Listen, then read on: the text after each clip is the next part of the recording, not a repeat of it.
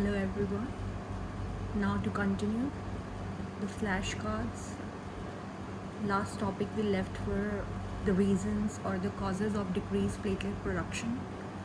We discussed about bone marrow infections like CMV, parvovirus, Epstein-Barr viruses, bone marrow neoplasm, and aplastic anemia causing the decreased platelet production.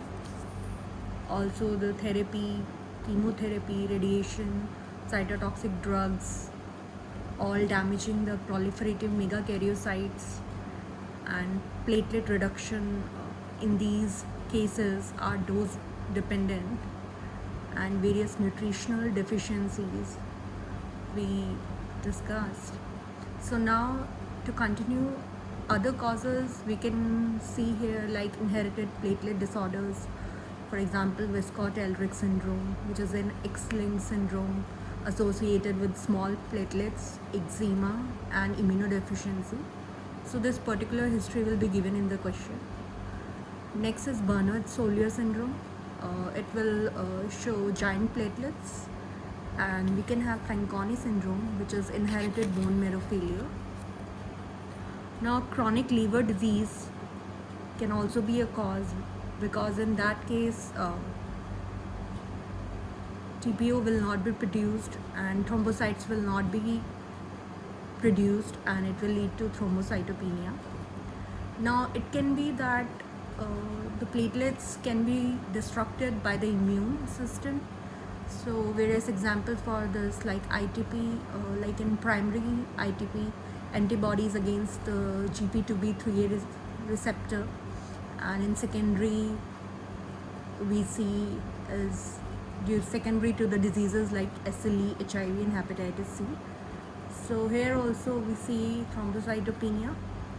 Now other immune related causes can be drug induced, like quinine, anti-epileptic drugs, sulfonamides, and also autoantibody in heparin induced thrombocytopenia, in which the autoantibody is against the platelet factor 4 and heparin complex that forms. Now some of the platelet can be reduced due to non-immune causes like TTP and HUS, and hemolytic uremic syndrome, Shiga toxin of the E. coli is the factor, and in TTP mainly ADAM-TS13 enzyme is deficient. So ultra large multimers are formed and they are not broken down by this enzyme because it is deficient. That leads to the platelet aggregation that subsequently lead to microvascular thrombosis. And other causes, non-immune causes, can be disseminated intravascular coagulation, that is DIC, characterized by due to any sepsis, trauma, malignancy, characterized by microthrombi formation and platelet consumption, which lead to the thrombocytopenia. And platelet sequestration can occur in portal hypertension, ALL, Hodgkin's lymphoma. In both of these neoplastic cases, there is infiltration of spleen by the lymphoid cells. And other causes can be mechanical heart valves, extracorporeal circulation, which leads to premature destruction and thrombocytopenia. Now other thing that we can take into account is platelet dilution, that is excess plasma volume is there, and there is dilutional thrombocytopenia, like in gestational thrombocytopenia or post-operative thrombocytopenia, that is after a surgery due to fluid shifts and decreased platelets. Now how can we evaluate and diagnose? So first of all, history is important. If there is any history of bleeding history, family history, or thrombocytopenia, or any drug use, or any nutritional deficiency known to the patient. On physical examination, we can see the extent of bleeding, like in the mucosal bleeding, and hepatosplenomegaly or splenomegaly, lymphadenopathy, and or bone marrow fibrosis on the imaging. And in thrombocytopenia can be divided into three types: mild, moderate, and severe, depending on the amount of the platelet production.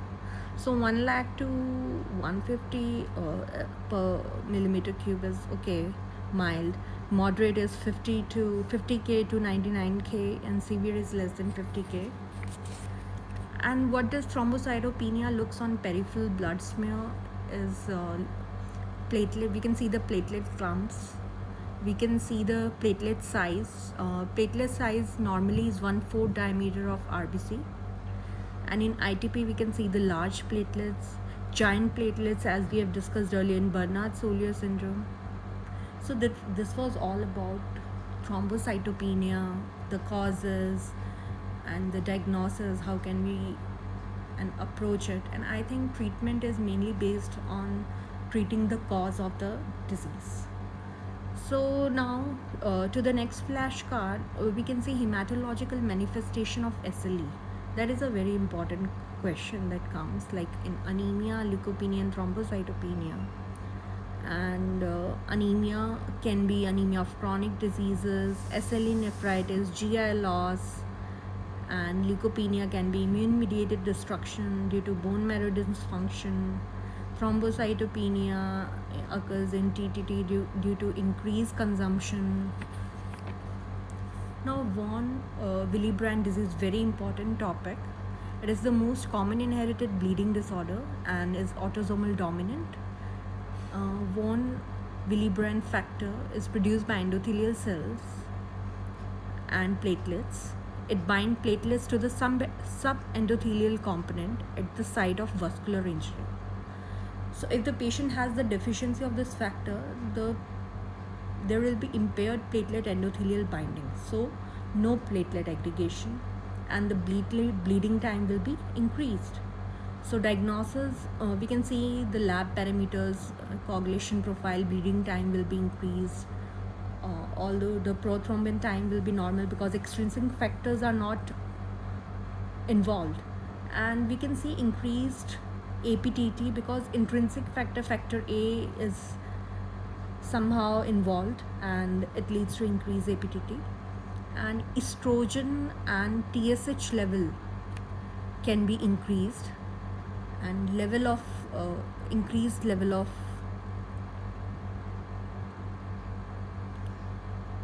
so in this case PTT is normal in OCP case.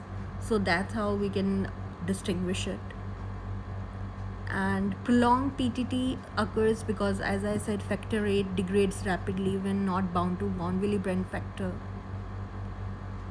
So this can be the lab parameter.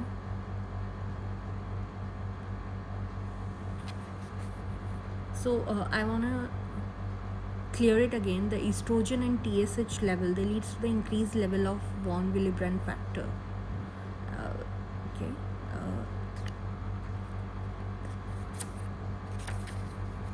Now, what are the effects of desmopressin therapy? Now, in mild hemophilia A and type 1 von Willebrand disease, increased circulating factor VIII and endothelial secretion of von Willebrand factor to stop the bleeding.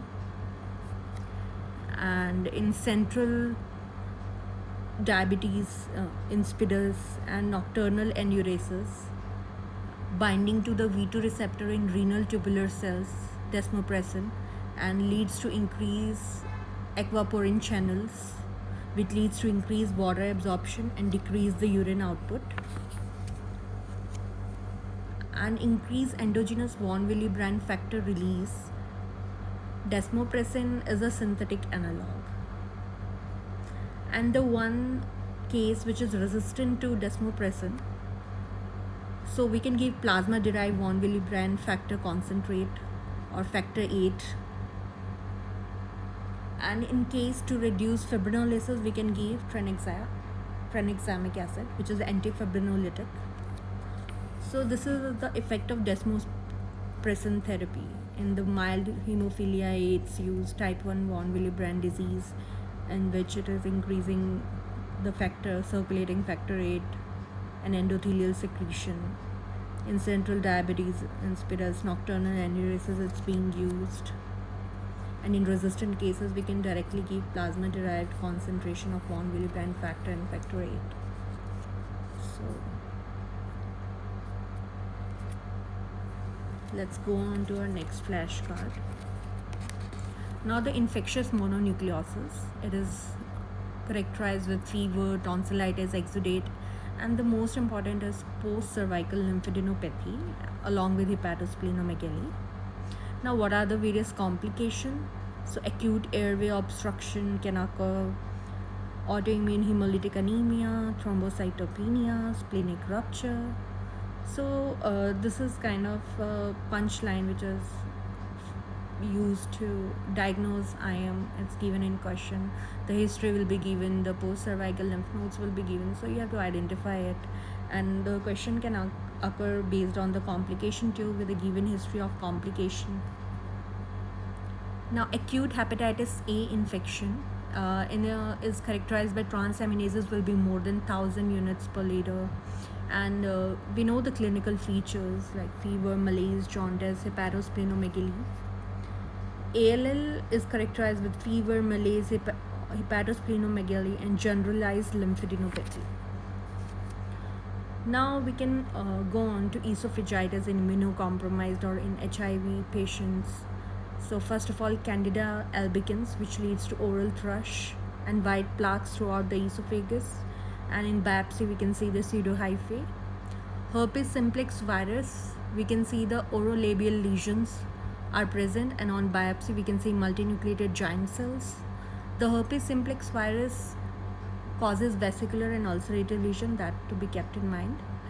And cytomegalovirus CMV is characterized by large linear ulcers in the distal esophagus, and on biopsy we can see the intranuclear intracytoplasmic inclusions with severe odynophagia and no thrush. We come to reflux esophagitis. What can we do? We can do the lifestyle modification with the weight loss and elevation of the head side of the bed, and we can use PPI for acid suppression.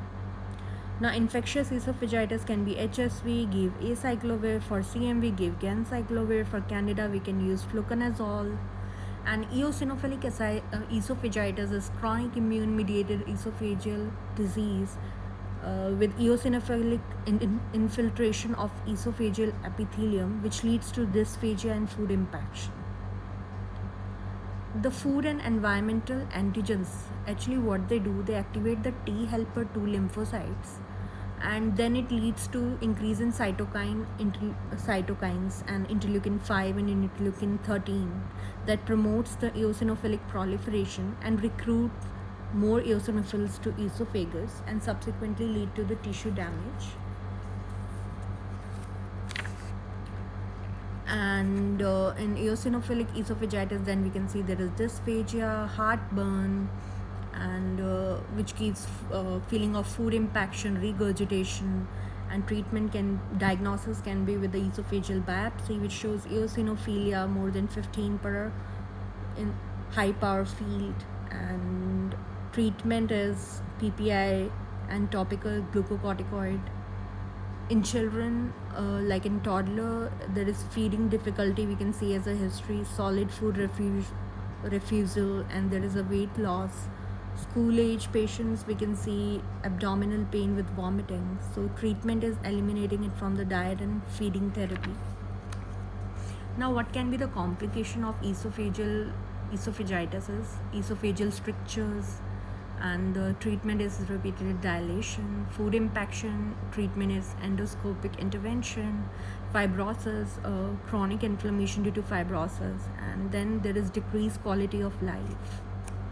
Now we come to infectious mononucleosis diagnostic findings. Specifically, we saw earlier the complications and the clinical features. Now the diagnostic findings are positive heterophile antibody, that is a monospot test, is positive, and 25% false negative rate during the first week of illness. We can see atypical lymphocytosis, we can see transient hepatitis. In dengue infection mainly, we can see two type of manifestation, like non-hemorrhagic and a hemorrhagic one. Non-hemorrhagic mainly includes flu-like illness, marked myalgia, diffuse maculopapular rash, leukemia, retroorbital pain. And in hemorrhagic, it is vascular permeability is increased, there is positive tourniquet test, there is thrombocytopenia and hemoconcentration. Now let's come to the another flashcard which tells about the chronic insomnia. So behavioral maladaptations, that is poor sleep hygiene, that exacerbate the sleep issues. So what are the main, like taking afternoon naps, smoking, drinking caffeine in the evening, and this should be stopped. You shouldn't drink caffeine more than 8 hours before bedtime. Other causes which cause this chronic insomnia are exercising in the late evening, that gives the neurostimulation due to endorphins, and then eating a late dinner, that is also a main cause. So we have to reverse all these habits. So how can we manage the chronic insomnia? So we have to leave the bed in 20 minutes if we are not able to sleep. The bed is meant for sleeping. So other things, we have to maintain a sleep hygiene, a sleep diary. Use of electronic devices before bedtime should be restricted. We should maintain comfortable, cool, dark, quiet bedroom, and use bed for sleep and sex only. Now delayed sleep phase syndrome, it's a like natural people with a natural tendency to sleep late, and they are also called night owls. Other flashcard tells us about hand, foot, and mouth disease caused by Coxsackie virus, and it can affect any age, mainly age less than 7 years. Transmit with direct, like respiratory, oral, and fecal-oral spread, and it peaks in the summer or fall. The features are mainly fever and malaise with painful vesicles, ulcers on the anterior oral mucosa, and macules and papules, vesicles on the palm and soles. So what is the treatment? Supportive, pain control, and hydration. Complications are mainly myopericarditis, aseptic meningitis, and nail dystrophy, which occurs 1 to 2 months later.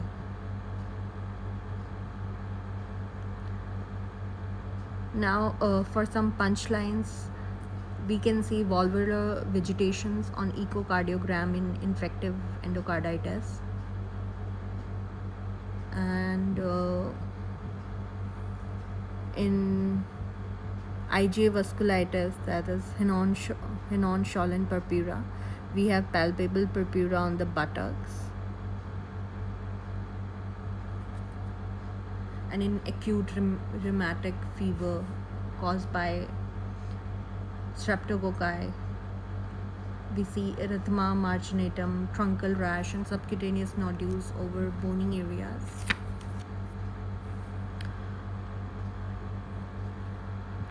Now risk factors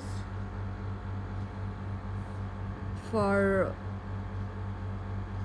chronic, like for upper respiratory symptoms, age more than 65, chronic medical problems, pregnancy. So normally we give an influenza or upper respiratory tract infection or oseltamivir, and now we have to differentiate between viral upper respiratory tract infection, influenza, and pharyngitis by strep. So we can see with the onset, the viral is slow and stepwise, influenza is very abrupt, and strep is variable. And in viral we can see rhinorrhea, coryza, sneezing, pharyngitis, and influenza, they are mild symptoms with high fever and headache. And in bacterial we have pharyngeal symptoms and myalgia. In on examination we can see nasal edema on viral infection, and on bacterial we can see pharyngeal erythema with some cervical lymph node enlargement.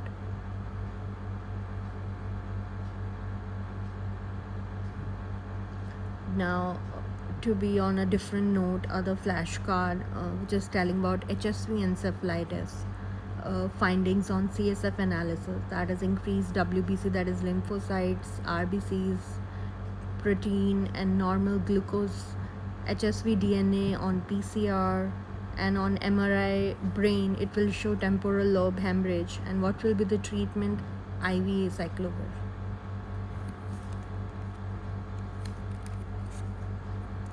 Now, treatment for bacterial meningitis is IV ceftriaxone and vancomycin. And CMV mononucleosis is mainly negative heterophile, EBV is positive, as we have seen earlier, and positive CMV IgM serology, and more than 10% atypical lymphocytes, and mild signs and symptoms. And diagnosis of hypercalcemia is mainly confirming hypercalcemia with repeat testing, and then correct for the albumin concentration, or measured ionized calcium, for which we measure the parathyroid hormone, which can be high, or that is parathyroid dependent, or low, which is independent. Now, suppressed parathyroid hormone, which is parathyroid hormone independent, we have to measure the PTHRP that is parathyroid hormone related protein, and vitamin D, and 125 dihydroxyvitamin D. The causes of these can be PTHRP is increased in malignancy, paraneoplastic syndromes, vitamin D toxicity, granulomatous disease, mild alkali syndrome, thyrotoxicosis, vitamin A toxicosis, and immobilization. These are all parathyroid hormone independent hypercalcemia causes. These are very important. Now, high or normal or elevated parathyroid hormone, which are parathyroid dependent, are the primary hyperparathyroidism, familial hypocalciuric hypercalcemia, and lithium. Now, hypercalcemia of malignancy shows increased parathyroid hormone related protein with severe calcemia more than 14 milligram per deciliter, and PTH will be suppressed because calcium is increased, so it gives the negative feedback. Now we come to the milk alkali syndrome, that is excessive ingestion of the calcium absorbable alkali, which is calcium containing antacids, that leads to increased calcium, and which subsequently leads to decreased parathyroid hormone. Now, primary osteoporosis, we can differentiate. Here is how to differentiate primary osteoporosis with secondary hyperparathyroidism causes. So, primary osteoporosis, the calcium and parathyroid hormone will be normal, whereas in secondary hyperparathyroidism, parathyroid of course will be increased, that leads to hypocalciuria, and phosphorus is increased, and there is low 125 hydroxyvitamin D.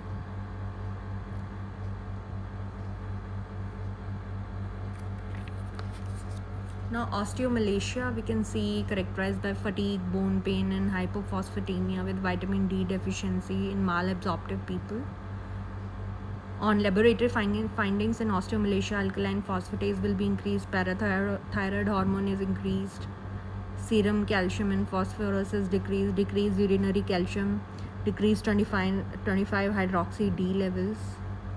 Osteomalacia on imaging will show cortical thinning, reduced on DEXA scan, reduced bone density, and bilateral symmetric pseudo fractures, that is the loser zone. Osteogenesis imperfecta is mainly due to defective collagen type 1 formation required for bone, tendons, ligaments, skin, teeth, and sclera, that leads to fragility fracture, short fracture, blue sclera, and hearing impairment. Carcinoma, breast and renal cell carcinoma, and multiple myeloma, all three cause lytic bone lesions due to malignant cell infiltration by solid tumors, and they induce osteoclast and local bone destruction, and hypercalcemia with decreased parathyroid hormone. Now, Next flashcard is about anaphylaxis management. Immediate is intramuscular repeated epinephrine, and IV in the case of refractory cases, IV crystalloid and Trendelenburg position, albuterol and early intubation if required. And adjuvant management is H1, H2 antihistamines and glucocorticoids, glucagon for patient on beta blocker, and hospital admission for patients which have gone in shock. Now, early administration of intramuscular epinephrine, beta 2 agonist like bronchodilation, cause bronchodilation and decrease release of inflammation mediators. Alpha 1 agonist, which is vasoconstriction that leads to increased BP and decreased upper airway edema. So this is the way how epinephrine works. It acts on beta 2 and alpha 1 is agonist on both, so causes bronchodilation and decreased release of inflammatory mediators. And with alpha 1 agonism, it causes vasoconstriction, which increases the BP and decreases the upper airway edema. Now, another flashcard is about the treatment of stridor in the croup, that is inhaled racemic epinephrine, very commonly asked, that decreases the upper airway edema. Now, what is the diagnostic criteria for the anaphylaxis? So, first of all, skin and mucosa involvement and either hypotension or respiratory distress. Then there is skin with hives or swelling, respiratory with wheezing or stridor, cardiovascular hypotension, in gastrointestinal tract, abdominal pain and vomiting and diarrhea, and also hypotension. Now, what is osteoporosis? Is mainly T-score less than 2.5 and with fragility fractures. And what is the indication for parathyroidectomy in adenoma? That is age less than 50, symptomatic hypercalcemia, complication like osteoporosis, fragility fractures, and chronic kidney disease with GFR less than 60, and calcium more than 1 milligram per deciliter above normal, and urinary calcium excretion is more than 400 milligram per day. So these are all the indications for doing a parathyroidectomy in the adenoma case. Now, what is hypercalcemia of malignancy? So that is increased 125 dihydroxy vitamin D in sarcoidosis in lymphoma, increased calcium absorption, decreased parathyroid, and increased vitamin D. Squamous cell carcinoma, kidney, bladder, breast, and ovarian, all increased parathyroid hormone related protein that mimics the parathyroid hormone. And the bone metastasis. Now, breast and multiple myeloma that leads to increased osteolysis, decreases parathyroid hormone and parathyroid hormone related peptide, and decrease the vitamin D. These are the parameters that we can see. Now, what are the drugs causing vitamin D deficiency? Phenytoin, carbamazepine, isoniazid, rifampin. Heavy skin pigmentation we can see due to sedentary lifestyle, indoor lifestyle, not enough sunlight exposure, Crohn's and celiac disease, not even nutrients being absorbed, bariatric surgery, again nutrients not absorbed, chronic kidney disease, chronic liver disease, vegan diet deficient in vitamin D. So what are the features? We can say fever, fatigue, weight loss, symmetric migratory arthritis, butterfly rash, and photosensitivity in SLE case, along with the pleurisy, pericarditis, peritonitis, seizures. These are SLE findings, very important. We can go over again like fever, fatigue, weight loss, symmetric migratory arthritis, butterfly rash, and photosensitivity is very important. Pleurisy and the pericarditis and peritonitis and seizures.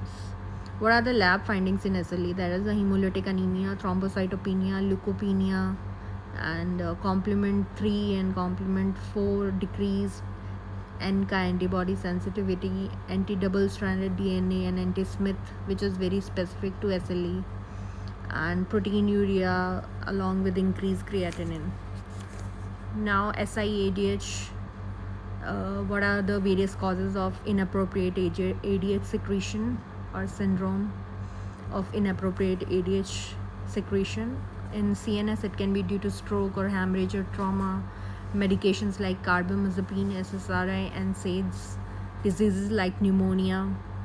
There can be ectopic ADH secretion like in small cell carcinoma, and in pain or nausea.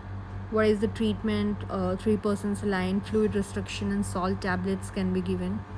What are the clinical features? We can see in mild cases nausea and forgetfulness due to decreased sodium, and severe decrease in sodium can lead to seizures and coma. We can see the lab findings. Serum osmolality will be less than 275 milliosmol per kg H2O, which is hypotonic, and urine osmolarity will be more than 100, and urinary sodium, as it's not being absorbed, so it will be more than 40.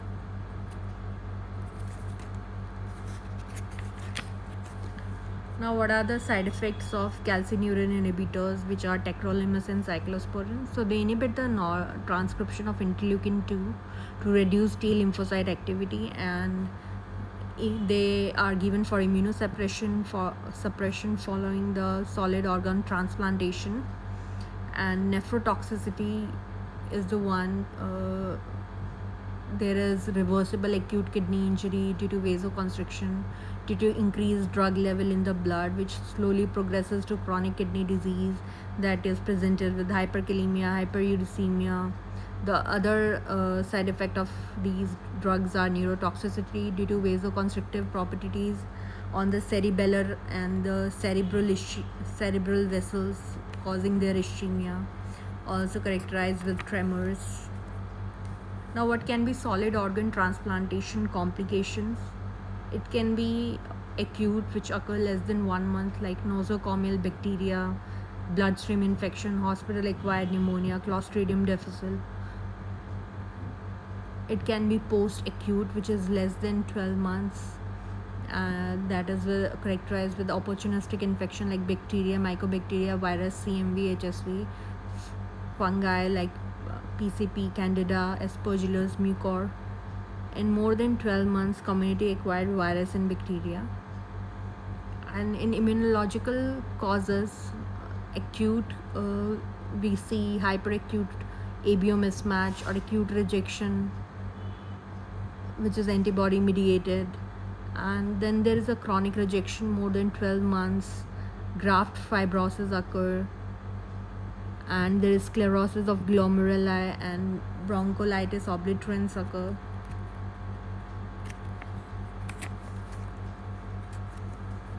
Now, what are the main immunosuppressive therapy? It can be conventional or biological. Conventional are non-specific, and biologics are very targeted therapy. Conventional mainly disrupt the inflammatory gene transcription, DNA synthesis, and cell metabolism. And it's characterized. We give glucocorticoids, calcineurin inhibitor, and antimetabolites.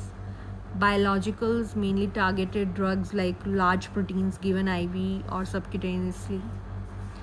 Now, conventional immunosuppressants are glucocorticoid like prednisolone, calcineurin inhibitor, tacrolimus, antimetabolites like mycophenolate, azathioprine, and methotrexate, cyclophosphamide, and mTOR inhibitors.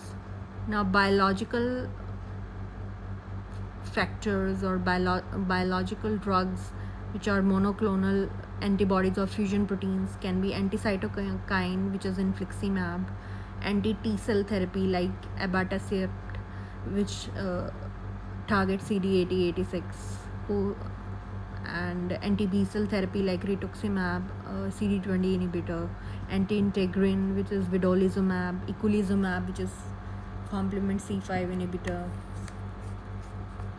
Now, what does glucocorticoid does? It decreases the pro-inflammatory cytokines like interleukin 1, 2, 6, and TNF alpha, and increases the anti-inflammatory like interleukin 10.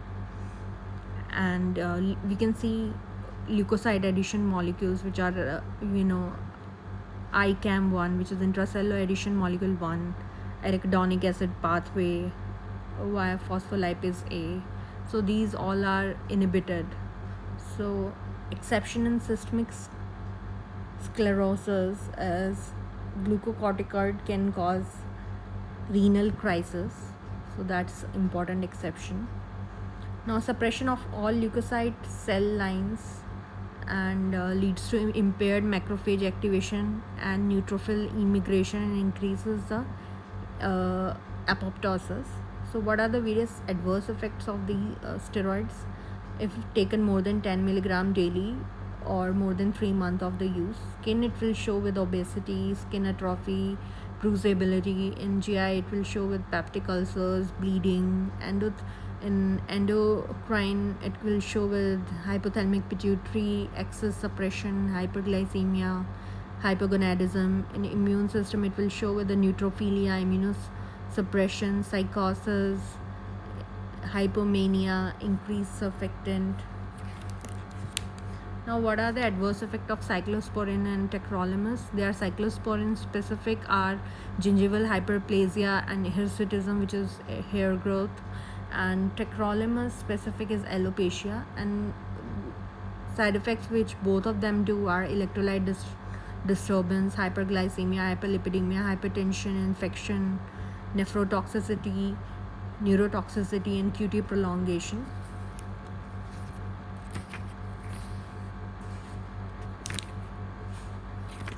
Now, what is the mechanism of action? The antigen is recognized by the T cell receptor, which leads to increased intracellular calcium and calcineurin activation and dephosphorylation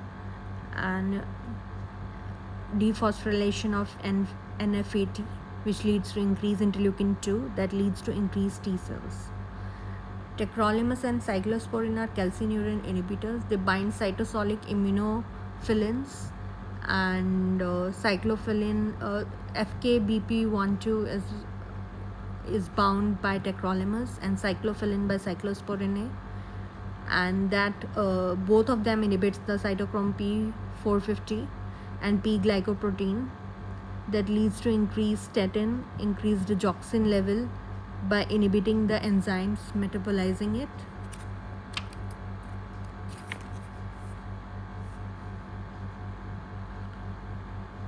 Now, to see where the various drugs act in the cycle, we can see the cycle ribose 5-phosphate, PRPP, with PRPP amidotransferase it converts to inosine monophosphate, and then AMP and GMP, and they subsequently help in RNA DNA synthesis. So azathioprine or 6-mercaptopurine, it inhibits the enzyme PRPP amidotransferase. Mycophenolate inhibits the IMP dehydrogenase.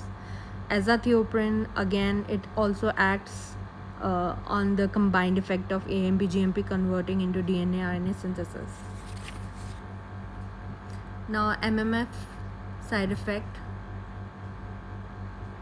is mainly myelosuppression, GIT, mucosal toxicity like diarrhea and oral ulcer, category D teratogenic, and increased risk of malignancy like non-melanoma skin cancer and post-transplant lymphoproliferative disease. And what to do? We have to do routine monitoring and wear the protective sunscreen while these drugs are being used. Azathioprine mainly acts through 6-mercaptopurine, and it converts into 6 TG active metabolites, and with subsequently stop DNA and RNA synthesis. And side effect of azathioprine is mainly myelosuppression and pancytopenia. Now, recommendation for reducing skin cancer risk in transplant patient recipients. For pre-transplant, there should be age-appropriate cancer screening as part of transplant candidate workup.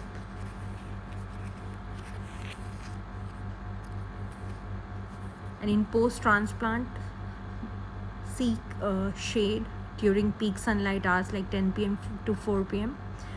Wear long sleeve shirt, tight woven fabrics are the best. Use broad spectrum sunscreen with SPF more than equal to 30. Apply 15 to 30 minutes before sunlight and reapply every 2 hours. Wear a hat with more than equal to 2 brim. Wear sunglasses to protect skin around eyes. Have professional assess the skin annually. Now, what are the malignancies after organ transplantation due to immunosuppression? Most common non-melanoma skin cancer, which are squamous cell carcinoma and basal cell carcinoma of skin, and PTLD, that is post-transplant lymphoproliferative disease by EBV reactivation, Epstein-Barr virus reactivation, transform B cells into the clonal proliferation. Now, transplant, the immediate effect less than 1 day due to post-op graft dysfunction, ischemic reperfusion injury, and there is surgical anastomotic complication or hyperacute rejection. Acute rejection we can see less than 1 month, in like main cause can be Klebsiella, and graft dysfunction due to anastomotic dehiscence. Post-acute opportunistic pathogens in 1 to 12 months can occur with CMV, toxoplasmosis, Epstein-Barr viruses. These are various infections that are occurring post-transplant, immediately acute and post-acutely. Now, BK virus nephropathy is very important, and it occurs mostly after 12 months. It leads to graft dysfunction due to chronic rejection or recurrent episodes of acute rejection, and it characterized by focal segmental sclerosis in kidney, sarcoidosis in hepatitis C, cirrhosis in liver. So we'll continue in the next video. Thank you.